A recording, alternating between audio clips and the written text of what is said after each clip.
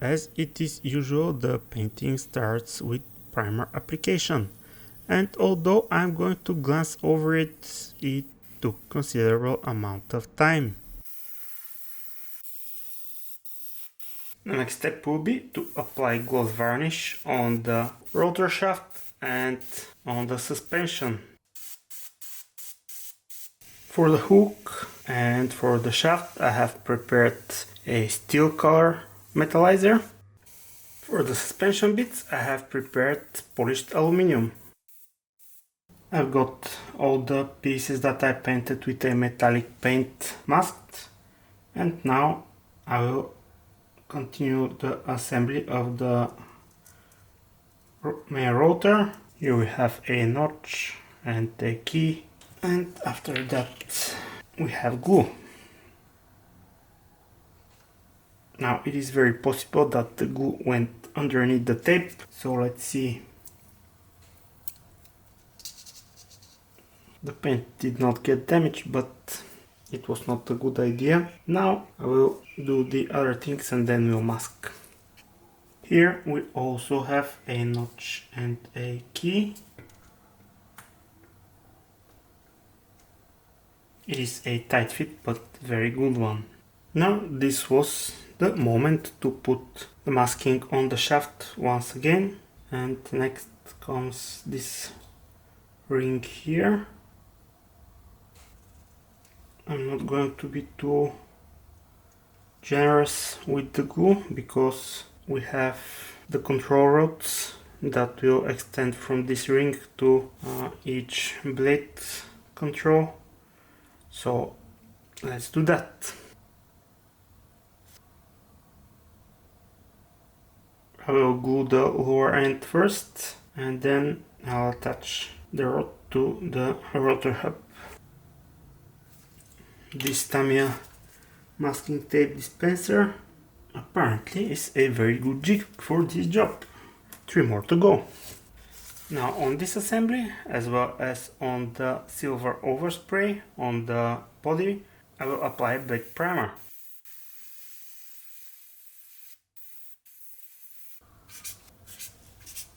Now the painting of this fella will be very experimental because, believe it or not, so far I haven't painted a fully black aircraft. So here I will start with this MRP 017 and we'll see how this will go and we'll act accordingly. So let's get right into it.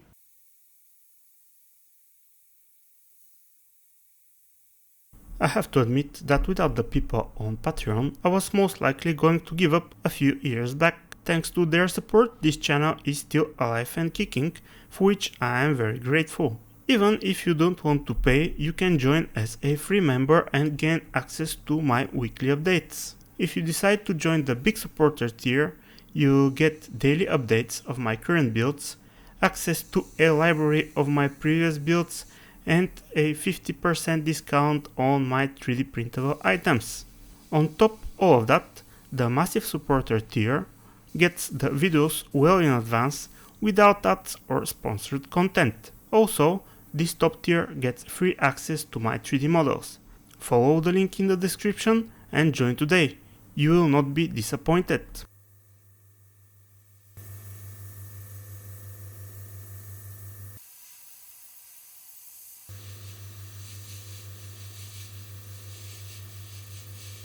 With the base layer done, now it is time to get more of MRP's black paints and then start doing some, I don't know what you can call it, weathering maybe, or just paint effects. And here is our selection. Together with the IMT6 we have straight black, super matte black and NATO black, which are all slightly different, so this will give us some variation. For this I'm going to take inspiration from this photo. As you can see, this is an absolute legend. Dirty and and there is a lot of paint, distress, and all kind of coolness. So that's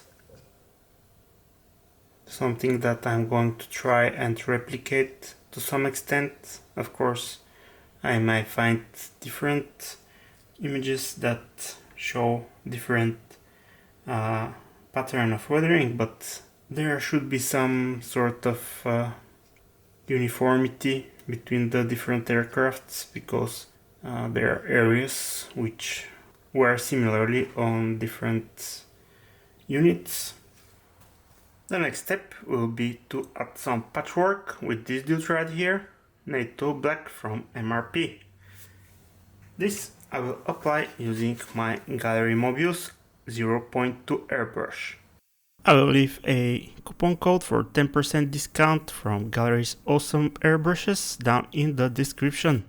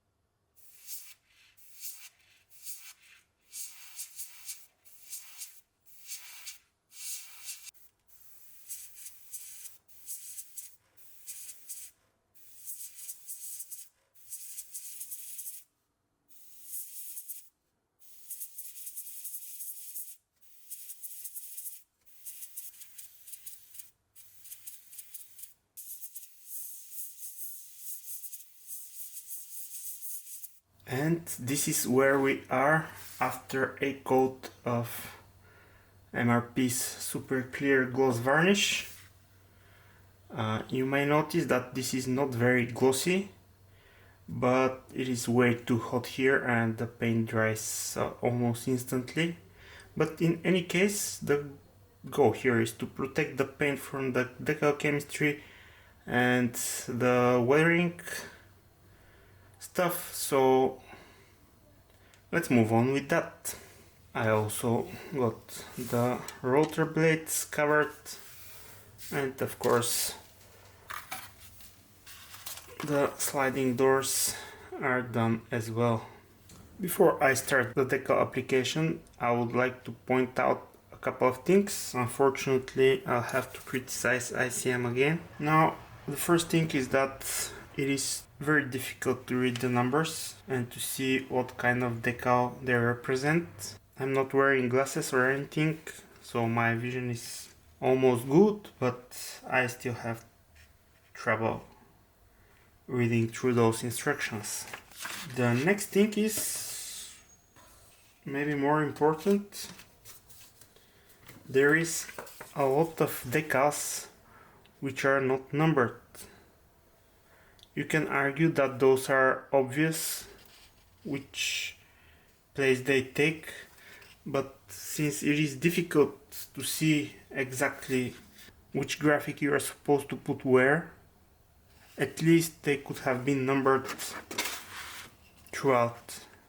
You can see this whole line, the last line is only having one number.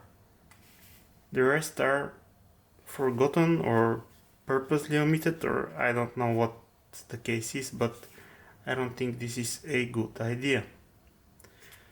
And with that out of the way, let's go on with the decal application.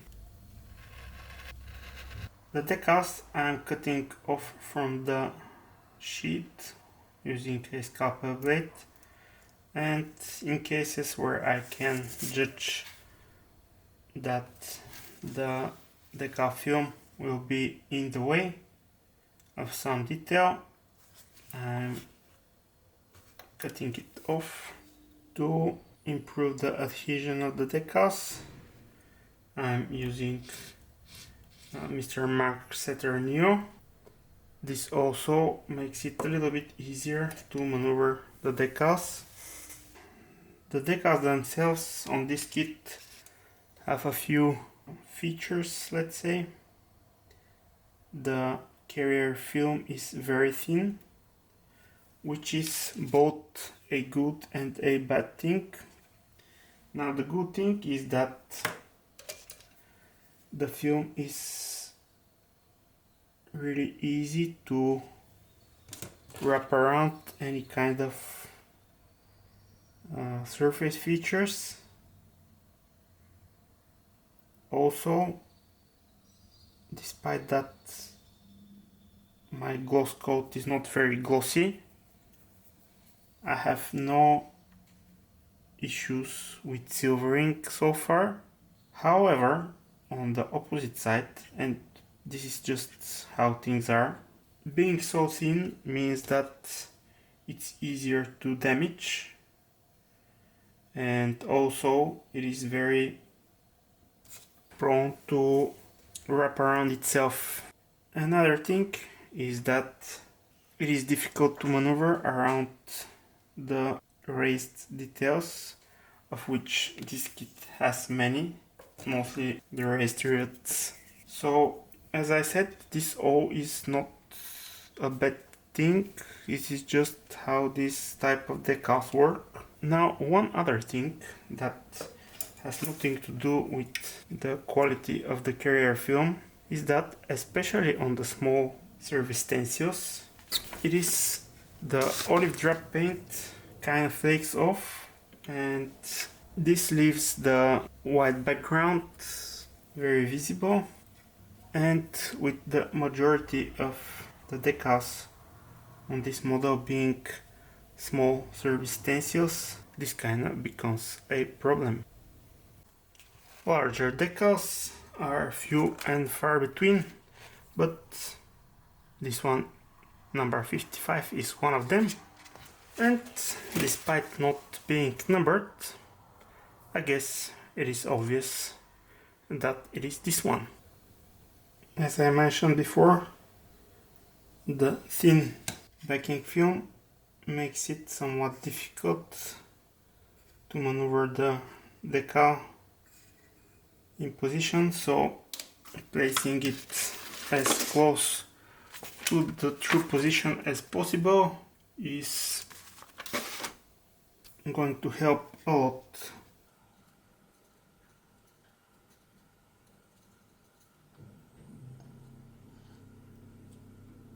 I'll go as far as to say that it is basically impossible to move the decal without causing any sort of distortion.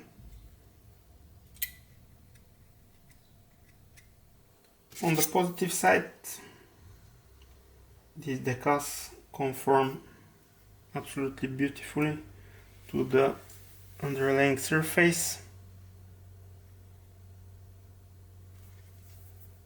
and cause no silvering issues. So I guess there is always some kind of a compromise that needs to be done. And with all of those surface details here, mostly the positive rivets, I think this is the right choice. The board number decal is number 69, and you'll have to zoom into the instructions so you can read the number of the machine, because there is no number on the decal sheet. On the decal sheet we also get 4 of those glow in the dark panels. On the tail boom, those are located on actual raised panels, so we have the 3D effect. And on the tail, it is just supposed to be stuck on a flat surface.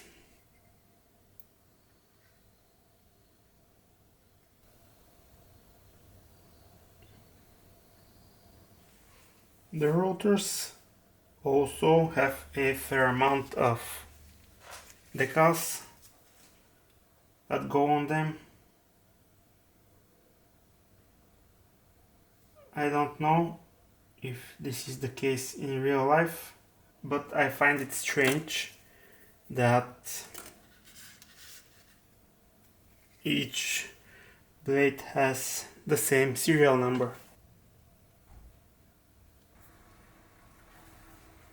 Together with the data sheet, we get to put 2 parallel strips, and those are also on the top of the blade.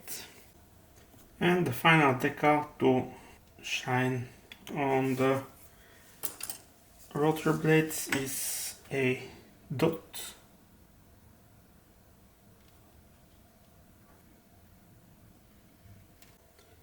On the tail rotor we also get a data sheet, although not readable, so I cannot see how the part numbers go. Here, unfortunately, I messed up one of the decals. It was beyond repair, so I'm not going to have the full set. And there are no spares. There are 2 more decals to put on, but those go on the sliding door windows, so this will happen only after I remove the masking. And as usual, after I am done with the decal application, regardless of whether they go over some intricate details or the decals are on a flat surface, I'm going over them with this strong softening solution, and this not only ensures that the decal conforms to the surface, but also by melting it, it kind of sticks better, hugging all the tiny details and surface features. Now what I'm going to do is apply a nice layer of matte varnish from MRP, again using Gallery's Mobius 0.3 airbrush.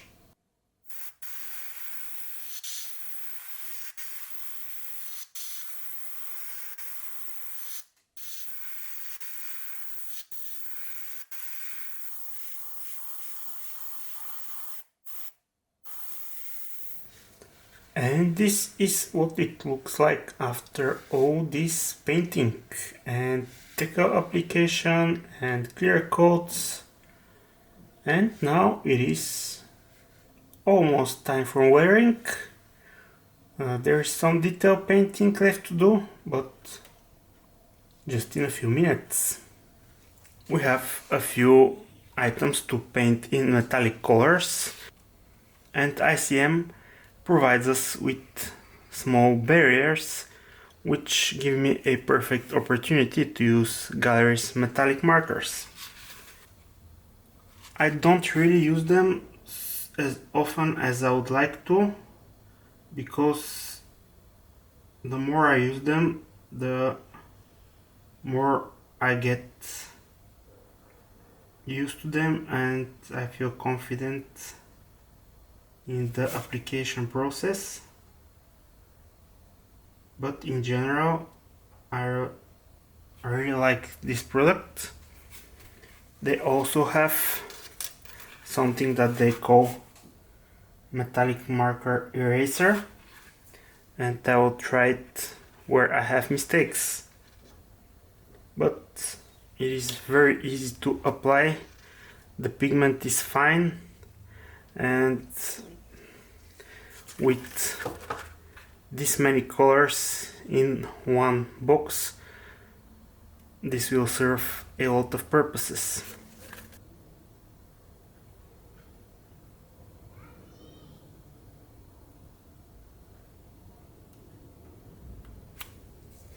When left on their own devices to cure, the paint dries to a very nice and smooth finish. Of course, as I said, it requires some getting used to, but I mean, what's the difference between using a pen and a brush? If nothing else, everyone is used to handling a pen.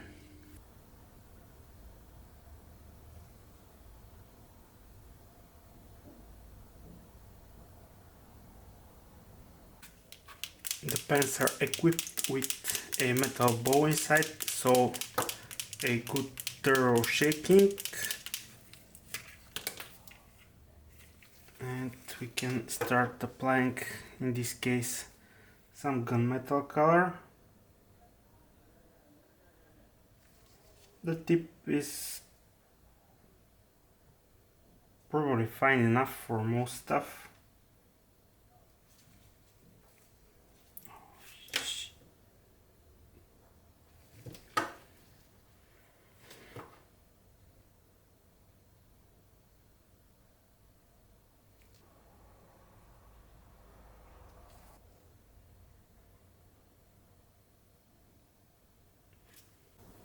For the refueling boom head, I'm going to use stainless steel.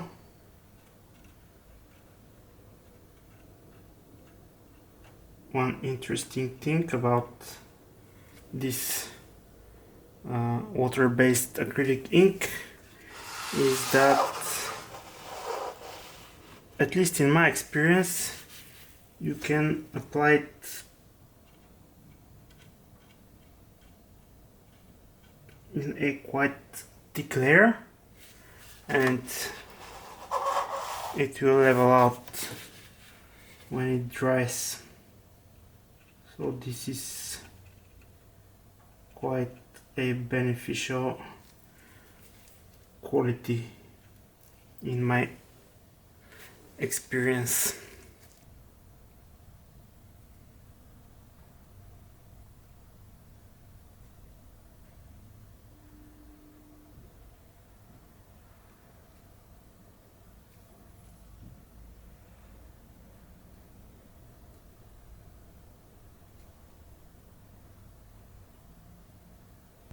In the case of these miniguns, I'm not doing a full painting, I'm just touching some of the more prominent areas to give them the metallic sheen, and the rest is left in the black of the primer.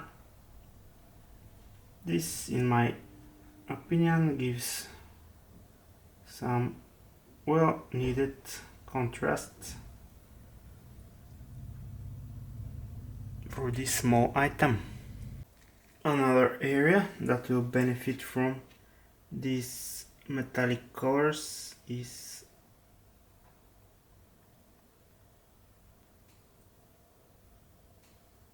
are the sensors. They will get flashy gold. I think it looks good. We have some indentations which I just filled with the ink, and here is how it looks when it's dry. Now let's enjoy a few moments of pure satisfaction.